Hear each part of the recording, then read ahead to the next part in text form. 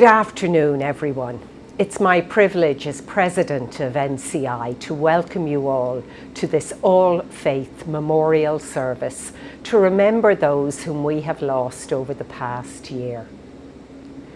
NCI is a community, and we hope that this short service will help to bring comfort and support to those who have been bereaved during 2022. Led by the chair of our governing body, Father Leonard Maloney SJ, this service will offer us all a moment of reflection and support to feel the comfort of others as we share in remembering all those we have lost. I would like to thank you all for joining us today and to thank everybody involved in the making of this memorial service. Hello, and I echo the words of our President Gina Quinn in welcoming you to this memorial service. It's a particularly poignant one for me as my mum died during the year, 16th of May morning, and it is with her in mind that I think I can enter into particular empathy with all of those who grieve this year. The reading is going to be from Luke's Gospel, embodying many of Luke's themes. I'll mention a couple of them. About the road to Emmaus. Two disciples walking along the road, dispirited, and Jesus comes up and meets them. And I'm going to reflect just on some minor Emmaus moments that I've had this past year myself. Using the word Emmaus to describe my experiences is in no way intended to be diminishing of the gospel, but it reflects something of my own experience, which I want to share with you. So the reading is from Luke's Gospel on the road to Emmaus, and we've edited. We've just taken the beginning and the end of the story. On the first day of the week, two of the disciples of Jesus were on their way to a village called Emmaus.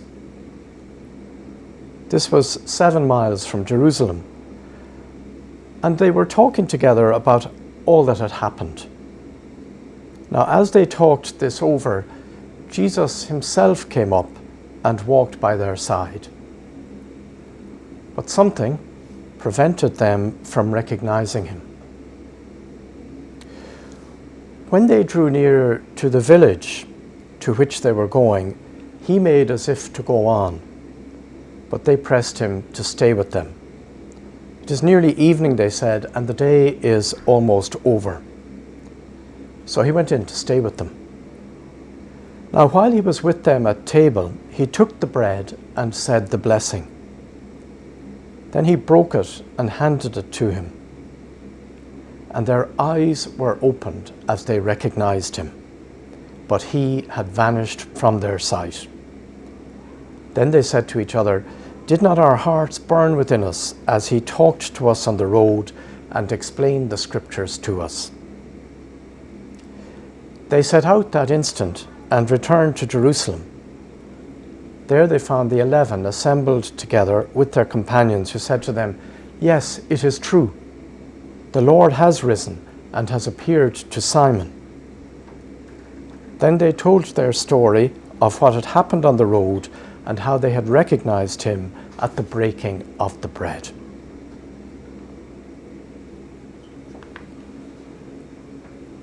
One of my favorite passages from all of the Gospels, from all of the Scriptures.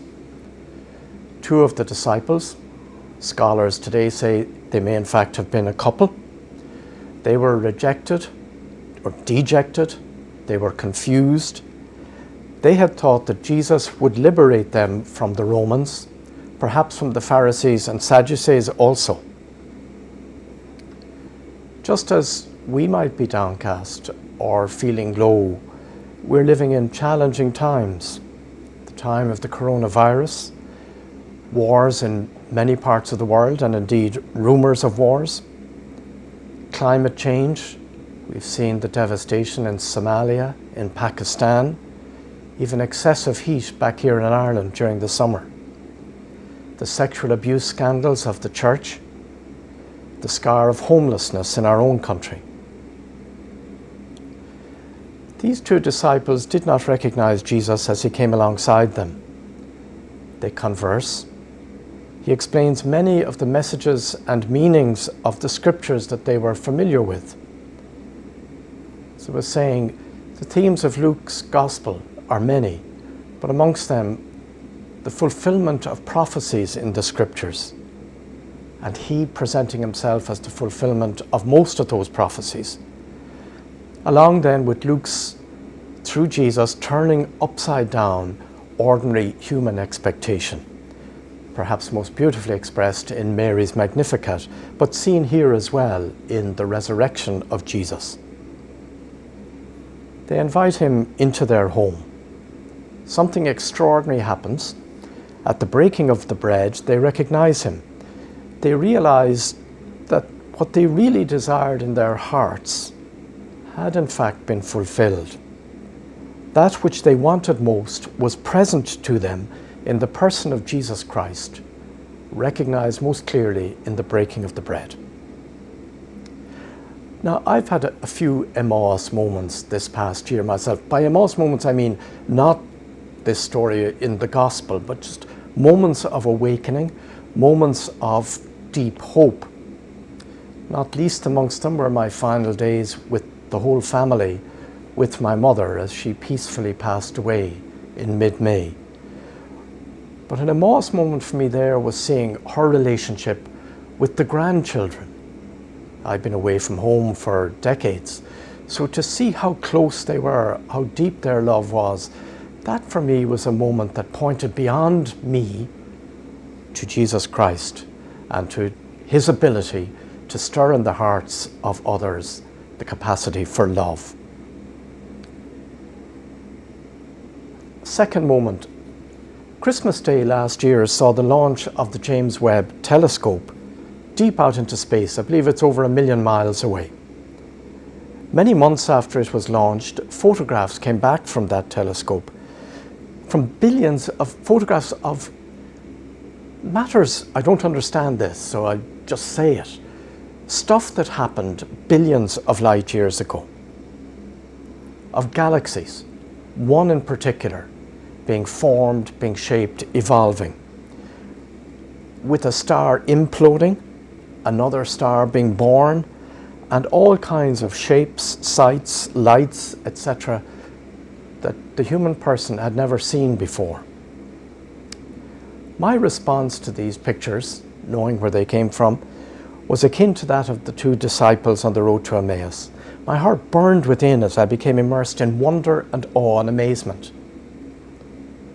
God, I believed, had enabled and created all of this.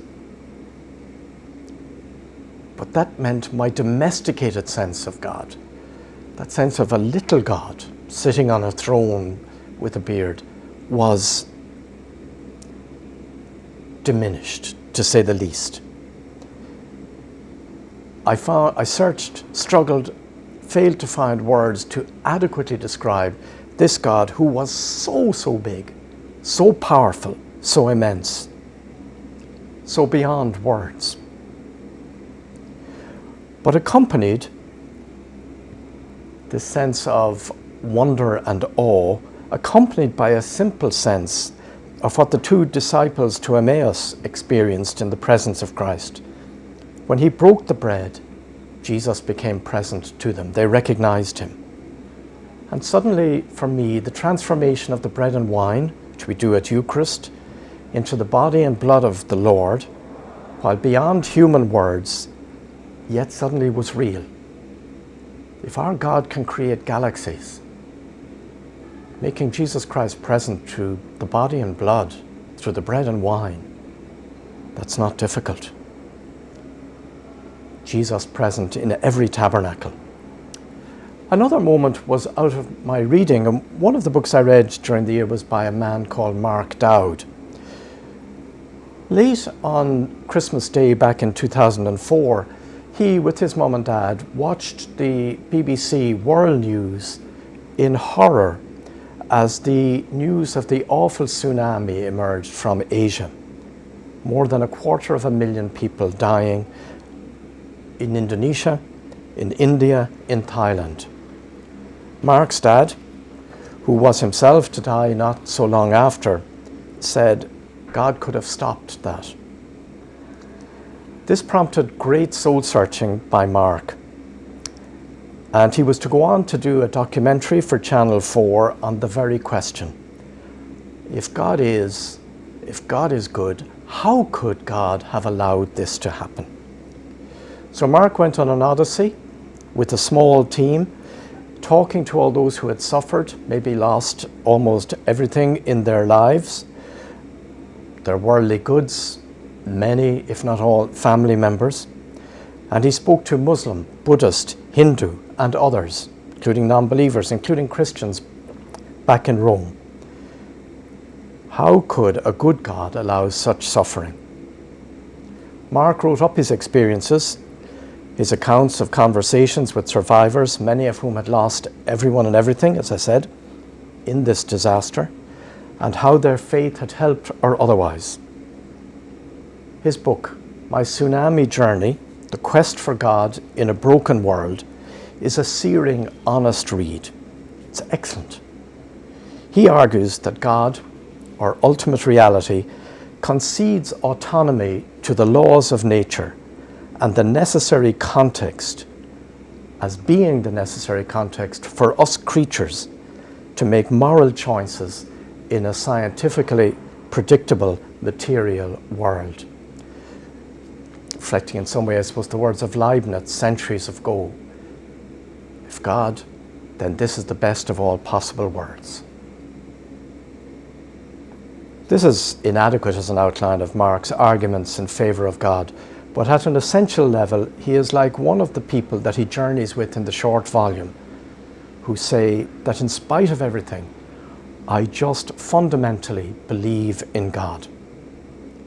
He finishes his book by quoting Emily Dickinson. I believe we shall in some manner be cherished by our Maker, that the one who gave us this remarkable earth has the power still further to surprise that which he has caused. Beyond all that is silence. The disciples at Emmaus, the sense of wonder generated by the fruits of the James Webb Telescope, the powerful reflection of Mark Dowd on the Asian tsunami, Emily Dickinson, my own personal experience of family, all can help us to recognize that God is, that in a memorial service, perhaps as we grieve, that we can be hope-filled, that Jesus Christ is who he claims to be, the Son of God. I'm going to leave you with, but I'm going to let you read it yourselves, search it out, a poem by the late, great Brendan Kennelly. No image fits, perhaps not as well known as some of his others. I believe it's out of some sort of mystical experience. Perhaps he was a mystic. He puts it thus: I have never seen him, and I have never seen anyone but him. He is older than the world, and he is always young. May this Advent season, leading to Christmas, be for all of us, especially for those who grieve. And in a sense, we all grieve. We have all lost people we love. May it be a time for recognizing him at the breaking of the bread. Thank you. This afternoon, I'm remembering 4 students of National College of Ireland who passed during the year. They are Ana Paula dos Santos Teixeira, Laura Marcellin, Samanga Malango, and Owen Maloney. May they rest in peace. In Blackwater Woods by Mary Oliver. Look, the trees are turning their own bodies into pillars of light, are giving off the rich fragrance of cinnamon and fulfillment. The long tapers of cattails are bursting and floating away over the blue shoulders of the ponds. And every pond, no matter what its name is, is nameless now. Every year, everything I have ever learned in my lifetime leads back to this. The fires and the black river of loss, whose other side is salvation, whose meaning none of us will ever know. To live in this world, you must be able to do three things. To love what is mortal, to hold it against your bones, knowing your own life depends on it, and when the time comes to let it go, to let it go.